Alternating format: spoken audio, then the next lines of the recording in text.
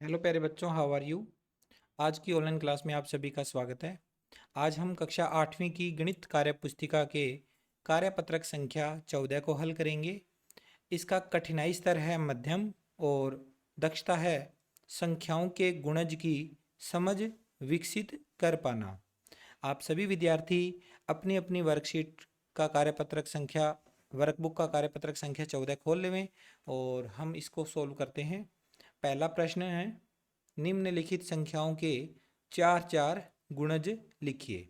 हमें इसके चार चार गुणज लिखने हैं चारों प्रश्नों में जो संख्याएं दे रखी है। पहला है दो। दो के चार गुणज कौन से होंगे? एक तो दो खुद हो जाएगा। फिर दो के पहाड़े में आने वाली संख्याएं लिखनी है। दो एकम दो, दो दूनी चार, दो तिये छः, दो चौके आठ। ये इसके चार गुणज हो जाएंगे। ठीक, ऐसे ही हमें बाकी सवाल करने हैं। दूसरा है इसमें नौ। तो नौ के गुणज हो जाएंगे नौ एकम नौ, नौ दूनी 18, नौ तिये 27 और नौ चौके 36। फिर 11 के गुणज लिखने हैं तो 11 एकम 11, 11 दूना 22, 11 तिये 33 और 11 चौके 44। 14 के लिखने हैं तो 14 का पहाड़ा पढ़ना है। 14 एकम 14, 14 दूना 28, 14 तिये 42, 14 चौके 56। फिर है अगला दूसरा प्रश्न, नीचे दी गई संख्याओं के गुणज पर गोला लगाना है। देखो 5 और 5 का गुणज इसमें से ढूंढना है। वह संख्या जो 5 के पहाड़े में आती है। तो हम देखेंगे कि 15 जो है वो 5 के पहाड़े में आता है। उसके अलावा कोई और संख्या 5 के पहाड़े में नहीं आती, तो 15 पे गोला लगा दिया। 8 के पहाड़े में आने वाली संख्याएं, एक तो खुद 8 हो गया, इसके अलावा बाकी की संख्याएं 8 के पहाड़े में नहीं आती है। इसके बाद इसका तीसरा प्रश्न 12। 12 का गुणज कौन सा हो सकता है? 12 के पहाड़े में आने वाली संख्याएं देखो, 12 के पहाड़े में 24 ही आता है ओनली। 24 पे हमने गोला लगा दिया, बाकी कोई भी संख्या 12 के पहाड़े में नहीं आती। तो ये बाकी कोई भी 12 का गुणज नहीं है। 16 के पहाड़े में आने वाली संख्याएं 16 ही होएगी और उसके अलावा कोई और संख्या 16 के पहाड़े में नहीं आती है, इसलिए वो गुणज नहीं है। आगे चलते हैं। इसके बाद अगला क्वेश्चन, निम्नलिखित संख्याओं के गुणनखंड लिखिए। गुणनखंड लिखने हैं, गुणज नहीं लिखने, ये ध्यान रखना। गुणज और गुणनखंड में फर्क है। गुणनखंड का मतलब क्या होता है कि जो संख्या दे रखी है वो किस किस पहाड़े में आती है, और गुणज का मतलब होता है इस संख्या के पहाड़े में आने वाली संख्याएं। तो इस बात का ध्यान रखिए। हमें 3 के गुणनखंड निकालने हैं। 3 के गुणनखंड निकालने हैं तो 3 का पहला गुणनखंड तो होगा 1। 3 1 के पहाड़े में आता है। और 3 किस पहाड़े में आता है? 3 3 के पहाड़े में आता है, तो दूसरा इसका गुणनखंड हो गया 3। इसके अलावा 3 किसी भी टेबल में नहीं आता, किसी पहाड़े में नहीं आता। नॉर्मल ऐसे अगर अपने समझे तो 3 जो है वो केवल दो ही संख्याओं से विभाजित हो सकता है। 1 से विभाजित हो सकता है और 3 से विभाजित हो सकता है। दूसरा प्रश्न है इसमें 8। 8 या तो किस किस पहाड़े में आता है वो संख्याएं लिख दो, या 8 में हम किस किस का भाग दे सकते हैं वो संख्याएं लिख दो, एक ही बात है। 8 में हम 1 का भाग दे सकते हैं, 8 में हम 2 का पूरा पूरा भाग दे सकते हैं। 8 2 से भी विभाज्य है, 4 से भी विभाज्य है और 8 8 से भी विभाज्य है। ऐसे ही 12। 12 कौन से पहाड़े में आता है या किस से विभाजित है? 1 से विभाजित है, 2 से, 3 से, 4 से, 6 से और 12 से। 16 1 से, 2 से, 4 से, 8 से और 16 से। तो ये इसके गुणनखंड हो गए। 18। 18 में 1 का भाग दिया जा सकता है, 2 का भाग दिया जा सकता है, 3 का भी भाग दिया जा सकता है, 4 और 5 का भाग नहीं दिया जा सकता। इसके बाद 6 का भाग दिया जा सकता है, 9 का भाग दिया जा सकता है और 18 का भाग दिया जा सकता है। इसके बाद आगे है 25। 25 में हम 1 का पूरा पूरा भाग दे सकते हैं, 5 का पूरा पूरा भाग दे सकते हैं और 25 का ही भाग दे सकते हैं। इसके अलावा किसी और संख्या का भाग नहीं दे सकते। 30। 30 में देखो 1 का भाग चला जाता है, 2 का भी पूरा पूरा भाग चला जाता है, 3 का भी पूरा पूरा भाग चला जाता है, 5 का भी भाग चला जाता है, 6 का भी भाग चला जाता है। 6 के बाद हमारे पास अगली संख्या है इसमें 10। 10 का भी भाग चला जाता है, 15 का भाग भी चला जाता है और 30 का भी भाग चला जाता है। ये संख्याएं क्या है? 30 के गुणनखंड है। 35 के गुणनखंड, 35 1 से डिवाइड हो सकता है, 5 से डिवाइड हो सकता है, 7 से डिवाइड हो सकता है और 35 खुद से भी डिवाइड हो सकता है। 42 के गुणनखंड होते हैं 1, 42 2 से डिवाइड हो जाएगा, 42 3 से भी डिवाइड हो जाएगा, 3 का भाग दे सकते हैं हम 42 में।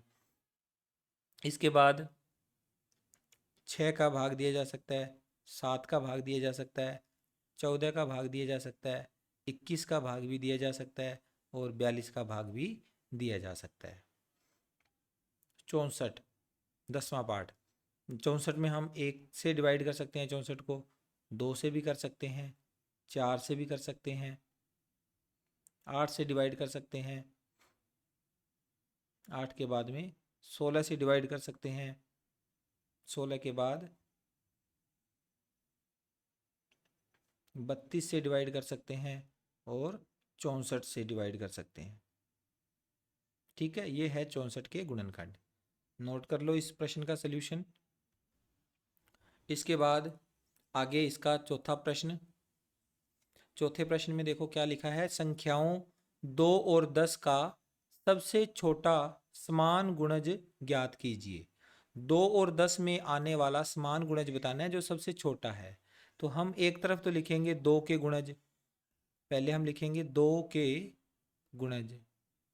2 के गुणज में हम लिखेंगे 2 4 6 8 10 12 14, ऐसे करते करते आगे चलो एक 16 भी लिख देते हैं। ऐसे ये 2 के गुणज है। अब हमें लिखना है 10 के गुणज। 10 के गुणज, 2 के गुणज हमने लिखे, फिर उसके बाद 10 के गुणज। 10 के पहाड़े को लिखना है 10 20 30 40 और ऐसे करते करते हम आगे इसको लिख सकते हैं। अब दोनों में जो एक जैसी संख्या है, यहाँ देखो 10 और ये है 10, दोनों में आया हुआ है। ठीक है, अगर मैं इसको और आगे बढ़ाऊं 2 के गुणज को, तो ये आगे आएगा 18 और 20, तो दोनों में 20 20 भी आया हुआ है। समान गुणज, ये 2 और 10 के समान गुणज है। 10 दोनों में आया हुआ है, 20 भी दोनों में आया हुआ है, लेकिन हमने सबसे छोटा समान गुणज लिखना है। तो सबसे छोटा जो सबसे आगे आगे आया हुआ है 10, 10 एक ऐसा गुणनखंड है, यानी कि गुणज है 2 और 10 का जो समान है दोनों में। तो लिख देंगे 2 व 10 का सबसे छोटा समान गुणज कौन हुआ? 10। ठीक है, इसके बाद अगला 5वां प्रश्न। 5वें प्रश्न में क्या लिखा है, संख्याओं 3 5 और 15 का सबसे छोटा समान गुणज लिखिए। तो हमें एक तो 3 के गुणज लिखने होंगे,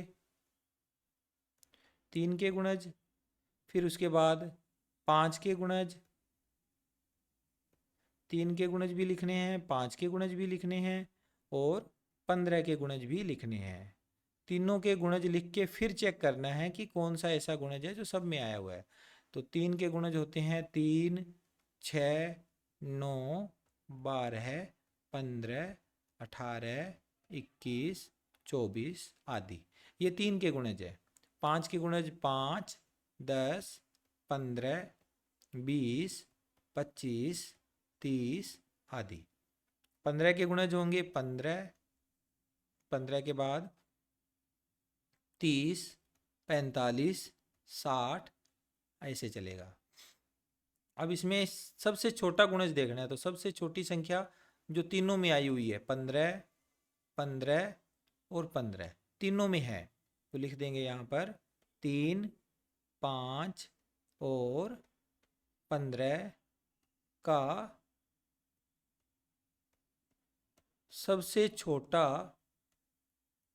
समान गुणज, सबसे छोटा समान गुणज कौन सा हुआ? 15।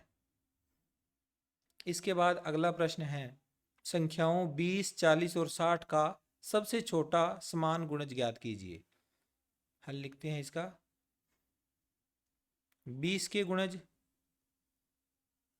20 के गुणज, 20 के गुणज 20, 40, 60, 80, 100, 120। ऐसे ही 40 के गुणज, 40 के गुणज क्या होंगे? 40, 80, 120, 160। पहाड़ा बोलना होता है अपने को, ठीक है। 60 के गुणज, 60 के गुणज, 60 के गुणज 60, 120, 180। ठीक है। अब लिखेंगे 20, 40 और 60 का सबसे छोटा समान गुणज, सबसे छोटा समान गुणज जो तीनों में आया हुआ है। पहाड़े को पढ़ते हैं तो हमें ये पता चला 120 जो है तीनों में आया हुआ है और ये सबसे छोटा है, तो 120 इसका आंसर हो गया। ठीक है, तो ये कार्यपत्रक यहाँ पर कंप्लीट हुआ। मैं मिलता हूँ आपसे नेक्स्ट कार्यपत्रक के सोल्यूशन के साथ। Take care, bye bye.